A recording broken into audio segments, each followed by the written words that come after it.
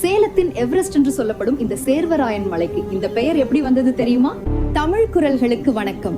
திண்ணை குரலிலிருந்து நான் உங்கள் மதி. நான் உங்கள் ஆதன். வாங்க நம்ம வரலாற்றை தெரிஞ்சுக்கலாம்.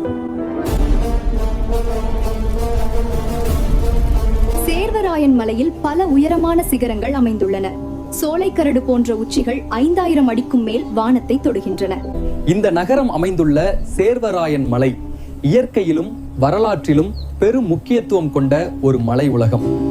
இந்த மலை உலகத்தில் 6 முக்கிய சிகரங்கள், 4 மலைத்தொடர்கள், 14 ஆழமான பள்ளத்தாக்குகள் உள்ளன.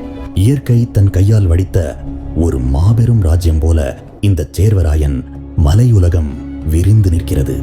வரலாற்றின் பக்கங்களை திருப்பினால் சேரர்கள் ஆட்சி செய்த காலத்தில் இந்த பகுதி சேரளம் என அழைக்கப்பட்டது.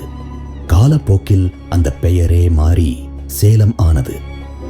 17ஆம் நூற்றாண்டில் சேரன் ஆரியன் என்பவரின் ஆட்சியின் கீழ் சேலம் இருந்தது. அந்த காலத்தில் இந்த மலை சேருமா மலை என அழைக்கப்பட்டது.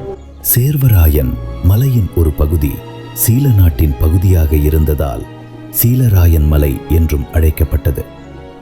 காலப்போக்கில் இந்த பெயர்கள் மாறி சேர்வர மலையாகவும் பின்னர் சேர்வராயன் மலையாகவும் மாறின.